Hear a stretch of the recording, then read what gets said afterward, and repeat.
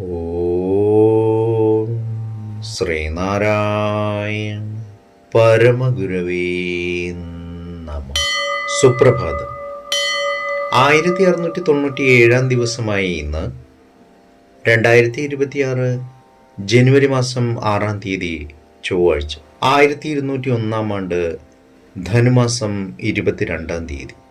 ഗുരുവചനങ്ങളിലൂടെ അഹിംസാധർമ്മം പാലിക്കുന്നവനെ സർവപ്രാണികളും സന്തോഷം കൊണ്ട് സ്വമാതാവിനെ എന്ന പോലെ സ്നേഹിക്കുകയും വിശ്വസിക്കുകയും ചെയ്യുന്നു. ശ്രീനാരായണ ഗുരുദേവൻ.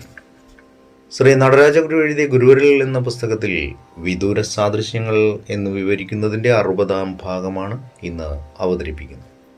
ജ്ഞാനവചസ്സിൻ്റെ പ്രാക്തനവും സ്വാഭാവികവും നിർമ്മലവുമായ ഉറവിടം തേടിപ്പിടിച്ച് അതിൻ്റെ സംശുദ്ധവും സരളവുമായ സാരാംശത്തിലേക്ക് നാം അടുക്കുന്നതോടുകൂടി ഈ പറഞ്ഞ തരം തെളിവുകളുടെ വിശ്വാസ്യത കൂടുതൽ കൂടുതൽ വ്യക്തമാവും. പിൽക്കാലത്തുണ്ടായിട്ടുള്ള ദാർശനിക വിചാരം മുഴുവൻ മനുഷ്യനുണ്ടായ ആദിമമായൊരു സത്യദർശനത്തിൻ്റെ ഉപവ്യാഖ്യാനം മാത്രമാണ്.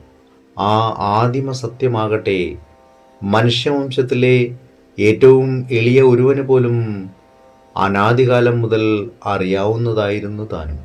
ജ്ഞാനഭൂമിയായ ദക്ഷിണ ഭാരതത്തിലെ ആധ്യാത്മ സാധന പ്രേരകമായ ജീവിത സാഹചര്യത്തിൽ ഈ ജ്ഞാനവചസ് അതിൻ്റെ പ്രതിനിധിയായ നാരായണ ഗുരുവിലൂടെ ഒരിക്കൽ കൂടി ആവിഷ്കൃതമായി തീരുകയാണുണ്ടായത്.